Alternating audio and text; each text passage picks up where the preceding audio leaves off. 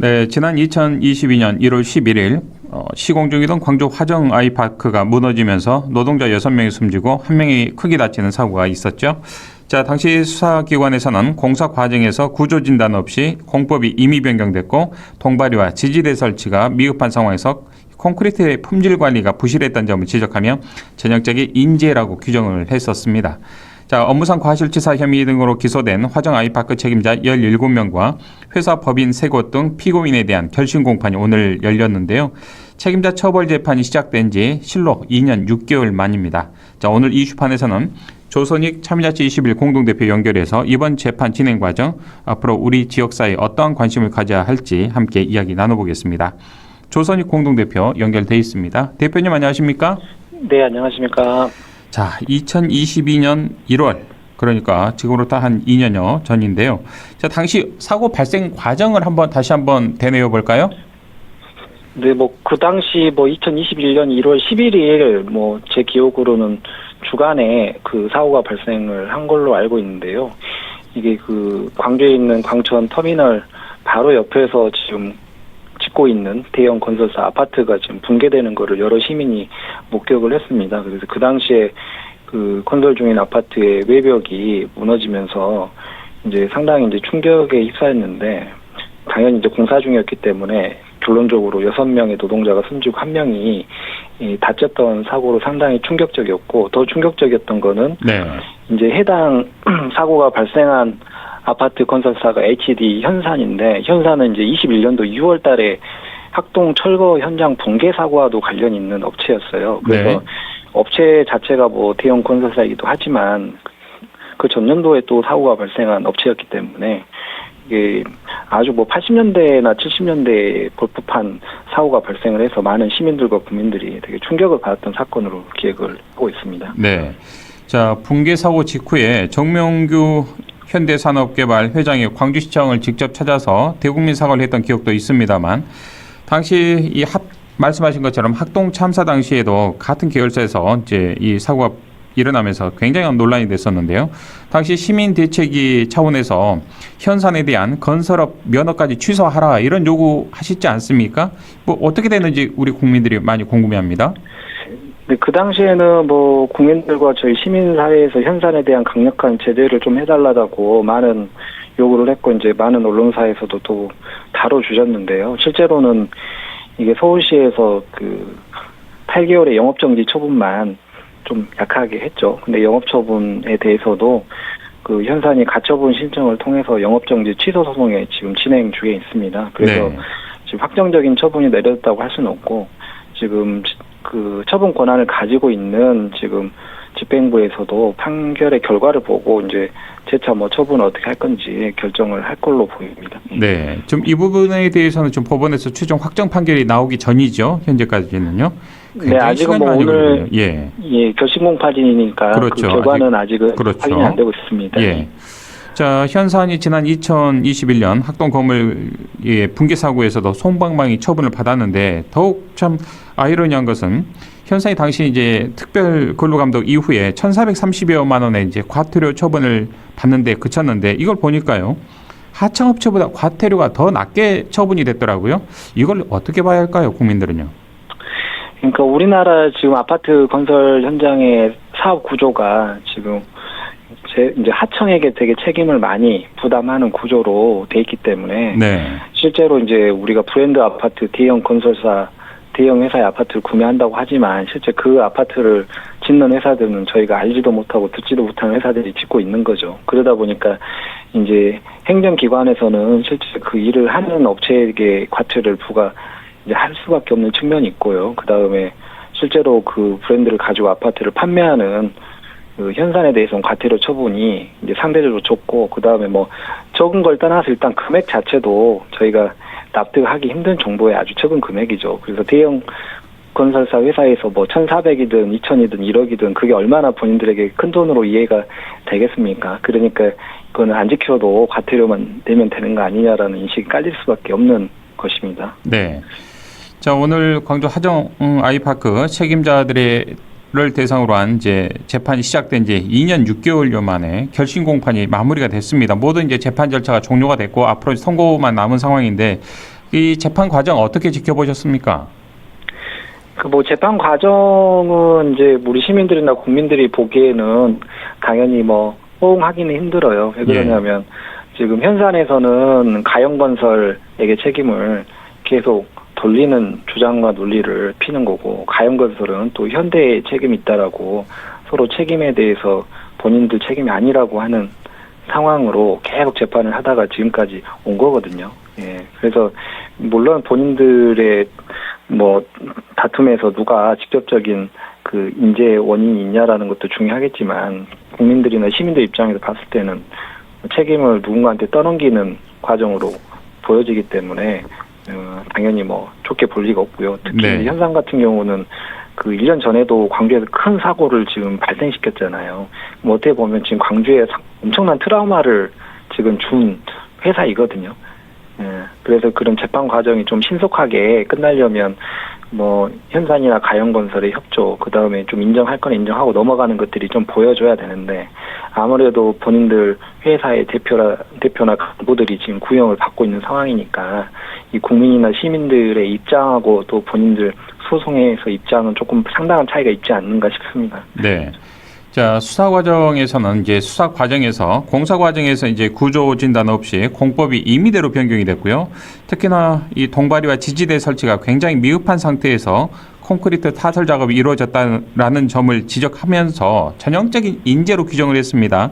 그동안 사고 원인에 대해서 경찰의 좀 수사 과정, 수사 제대로 이루어졌다고 보시는지 어떻게 평가하고 싶으십니까?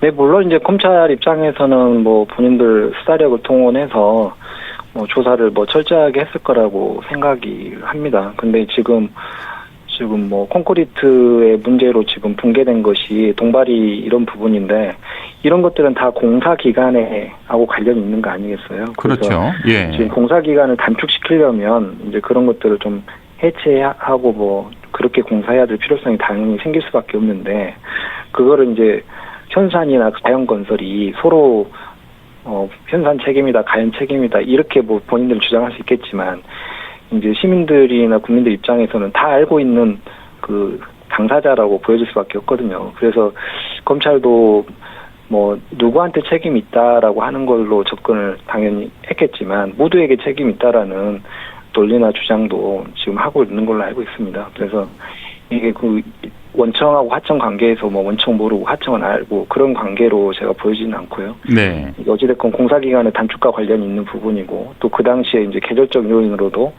지금 공사가 원래는 FM들 하면 지연될 수밖에 없는 거잖아요. 네, 그런 상태에서 지금 뭐 책임이 누군가에 없다라고 말하기는 좀 힘들 것 같습니다. 네. 자, 대표님, 그 연장선에서요, 업무상 과실치사 등의 혐의로 이제 기소됐던 이 화정 아이파크 관련 책임자들의 처분, 이 결심 공판에서의 형량, 이게 좀 적절하다고 보십니까? 상당히 좀 부족하다, 손방망이 처분이다라고 보시는지요? 네. 어떤 견해이십니까? 일단은 뭐 대부분 국민들이나 시민들이 좀 부족하다고 생각을 한다고 저는 생각을 합니다. 그 이유는 일단 우리가 대형 건설사와 그 건설사에서 만든 아파트를 구매하는 게 사회적인 신뢰도나 그 구매 비용이 상당히 높지 않겠습니까? 그리고 이제 그런 대형 건설사에서 그 판매하는 아파트에 대해서는 기본적으로 국민들이 신뢰를 갖고 있어요. 안전하고 좀 더 튼튼하게 지어줄 거란 신뢰. 근데 이제 그런 신뢰에서 발생하는 경제적 그 이익에 대해서 이제 그것을 다 지금 시민들에게 전가를 한 상황인 거고, 그다음 현대산업개발은 뭐 전년도에 사고가 발생을 했으니까 정상적인 회사라면 바로 그 다른 현장들에 대한 안전관리나 책임 부분을 바로 검토했어야 되는 게 맞아요. 그리고 전년도의 사고도 작은 사고가 아니었잖아요. 네. 사망 사고이기 때문에. 그렇죠. 이제 그런 걸로 봤을 때는 특히 이제 현상 같은 경우는 우리 대한민국에서 많은 부를 축적한 회사이고, 아파트 판매를 많이 해가지고 또 큰 회사가 됐기 때문에 이제 구형의 정도가 그런 상황까지 고려해 본다면 좀 미흡한 부분이 있지 않나. 그리고 또 구형이라고 하는 게 구형한다고 해서 재판부가 그대로 또 인정해놓은 경우는 드물잖아요. 그럼요. 예. 네, 그런 경우를 봤을 때는 실제 뭐 결과가 나와봐야 알겠지만 좀 부족한 측면이 있지 않나 싶습니다. 예. 검찰의 구형 단계에서부터 국민들의 좀 기대 수준 이하에 좀 구형이 될 수도 있고요. 또 이게 선고 공판 과정에서 또 재판부에서 형량을 굉장히 또 깎을 수도 있는 문제니까 좀 더 지켜보도록 하고요. 네. 자, 대표님께서 지난 2021년 6월에 발생했던 학동 참사 시민대책위에서도 굉장히 열심히 활동을 하시지 않으셨습니까? 이 네. 학동 참사 또 시간이 지나면서 많은 우리 시민들의 뇌리에서 잊혀지고 있지 않나 싶은데 이 원인 조사나 책임자 처벌이 제대로 이루어졌는지 어떻게 좀 매듭이 됐는지 궁금하네요. 일단은 뭐 원인자 그 책임자 처벌에 대해서 어떻게 됐는지 세세하게 저 확인할 수는 없지만 네. 지금 책임자라고 하는 거는 우리 실제 뭐 관청에서 일하시는 분들일 수 있잖아요. 그래서 이제 민간 회사에서 일하신 분들은 이제 실제 책임자들에서는 이제 법원에서 판결이 나와야지 그거에 따라 이제 어떤 구체적인 처분이 될 거고. 근데 어찌됐건 뭐 사고 자체가 지금 관리 감독을 해야 될 그 지자체나 이런 데도 있는 건데 그런 부분에 대한 책임자 처벌은 현실적으로 좀 미흡하지 않았냐라고 생각을 하고요. 그 다음에 지금 현산이라든지 가영건설에 지금 구형을 받은 사람들은 아무래도 판정 결과가 나와야지 그분들의 조직에서의 처분도 방향성을 잡을 수 있기 때문에 결심 공판 결과를 보고 그 부분은 좀 논의가 돼야 될 걸로 생각을 하고 일단은 일반적인 지금 구형을 해가지고 공판 결과를 확인할 수는 없지만 만약에 뭐 징역형이 나온다면 대부분 그 정도로는 어떤 회사에서든 그 보직을 유지하기는 힘들 거라고 생각을 합니다. 네.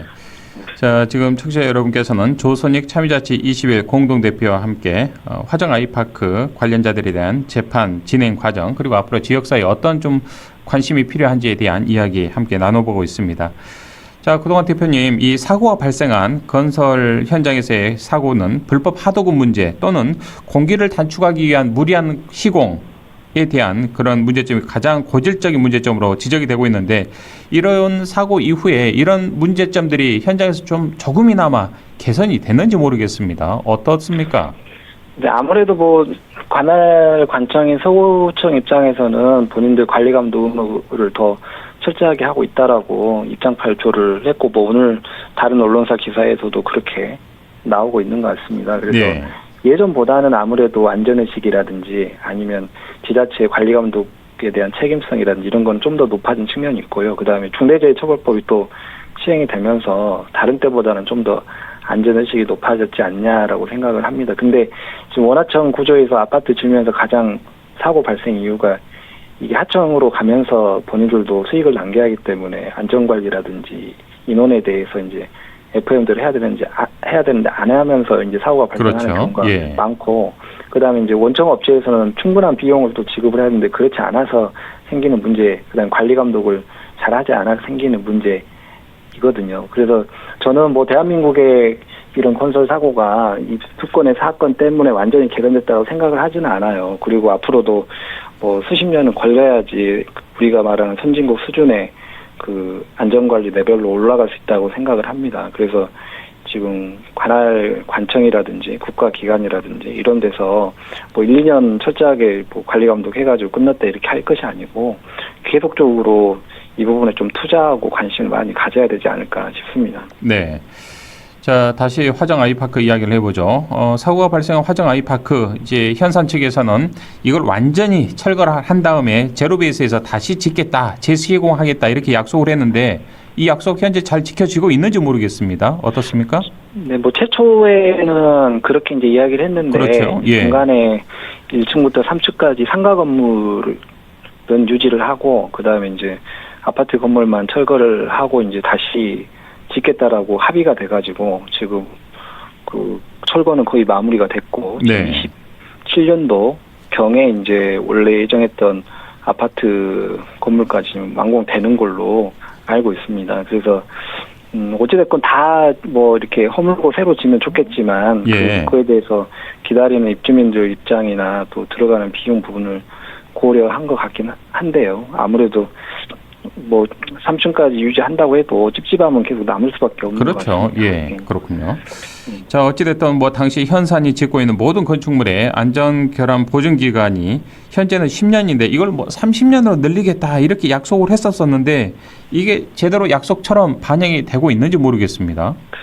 뭐 30년으로 늘리는 거는 맞는데요. 예. 이게 실제 그 사고가 발생을 해가지고 지금 시간이 뭐 몇 년밖에 안 지난 상태이잖아요. 그러니까 기존에 이제 10년 넘어가지고 20년, 30년이 되는 상황이 아니기 때문에 네. 원래 해야 될 것을 지금 하고 있는 거죠. 그리고 그렇죠.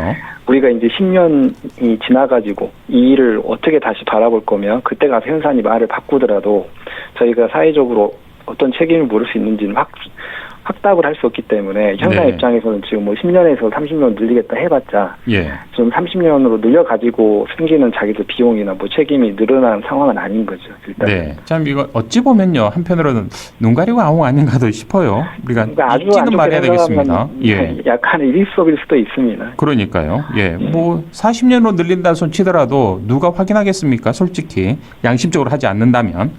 자, 아무튼 그렇죠. 이 약속이 이거는 뭐 대기업이니까 반드시 지켜야 되겠죠. 그거보다 또 중요한 이야기가 있을 것 같은데 네. 약간 이제 그 중요한 이야기를 약간 피해가면서 그럼요. AS 기간을 늘려주겠다라고 예. 하는 거거든요. 근데 AS를 받을 일이 없게 해주면 제일 좋은 거 아니겠습니까? 그렇습니다. 지당하신 말씀이십니다. 자, 지금 우리 이영진 빈첸시오님께서 유튜브 실시간 댓글을 통해서 방송 잘 듣고 있습니다. 정말 안전한 세상 원합니다라는 또 문자로 함께 주시고 계십니다. 자, 어찌됐든 이제 현사는 전국에 많은 아파트를 짓고 있지 않습니까? 브랜드도 굉장하고요. 또 아파트 값도 또 쏠쏠하게 또 올라가고 있고요. 자, 이 화정 아파트 아이파크 사고를 통해서 대기업의 사회적인 책임을 강화해야 한다. 이런 목소리가 굉장히 들끓었는데 이런 대목에 대해서 우리 대표님께서도 동의하시죠? 네, 그 부분에 대해서 뭐 동의 안 할 뭐 시민이나 그렇죠. 국민이 있을까 예. 싶고요. 전 세계적으로도 대기업의 사회적 책임은 법적인 제도 측면에서 그다음에 거래 측면에서 여러 가지 각도에서 묻고 있고 그다음에 선진국의 대기업들은 그 사회적인 책임을 하려고 적극적으로 본인들이 그 사회적인 책임의식을 높여가고 있는 거거든요. 근데 이제 우리나라 같은 경우는 항상 뭐 법 제도가 만들어지거나 또는 사고가 생겨야지 좀 그런 부분들을 좀 더 적극적으로 하는 것 같아서 이게 좀 대기업을 바라보는 시선이 그렇게 이제 좀 안 좋을 수가 있는 거죠. 네. 아, 우리 이영진 빈첸시오님께서 저도 건설 현장의 용접사입니다라는 또 유튜브 댓글 남겨주시고 아유 그러시군요. 정말 중요한 일을 하고 계시는군요. 예. 자, 그리고 2461번 우리 열혈 예청자님이신데요. 빵톡 문자를 통해서 자연재해도 늘었는데 인재만은 줄여야 하지 않겠습니까? 원리 원칙대로 철저히 안전관리를 해야 할 것입니다라는 또 문자 의견 함께 보내주고 계십니다. 자, 대표님 끝으로 정말 참사가 발생할 때마다 대기업들의 전향적인 사회적인 태도, 그 변화, 제도 개선을 우리가 한 목소리로 요구하고 있습니다. 자, 이런 어처구니 없는 사회적 참사를 예방하기 위해서 우리 국가적으로 또는 우리 사회적으로 우리 국민들은 어떤 관심 가져야 한다고 보십니까? 일단은 이제 뭐 대기업이라고 해서 막연하게 안전하게 뭔가를 할 것이다. 그다음에 품질이 보증될 것이다. 이렇게 막연하게 믿고 그분들한테 권한을 다 주기보다는 관리 감독을 해야 될 우리 지자체나 이런 데서 철저하게 좀 관리 감독을 해야 될 것 같고요. 그다음에 그 건설 현장에 참여하는 일반 노동자분들께서도 좀 안전상의 문제가 있는 부분들은 적극적으로 좀 제보를 하고 그다음 제보자에 대해서는 철저하게 좀 비밀이 유지되는 체계, 그다음에 그런 제보를 했을 때는 보상이 좀 많이 되는 그 제도를 만들 필요가 있지 않을까 싶어요. 왜 그러냐면 거기서 일하시는 분들이 가장 잘 알지 않겠습니까? 그럼요. 예, 예. 안전한 상태인지 아닌지. 그래서 좀 그런 쪽에서 좀 제보를 받고 그 개선하는 것이 좀 필요할 것 같고요. 그다음에 대기업 입장에서는 이걸 법적인 책임만 받으면 끝나는 게 아니고 전 국민에게 이제 트라우마를 준 거기 때문에 본인들이 약속한 만큼 그 이상의 그런 안전의식과 고품질의 아파트를 제공하게끔 하는 걸로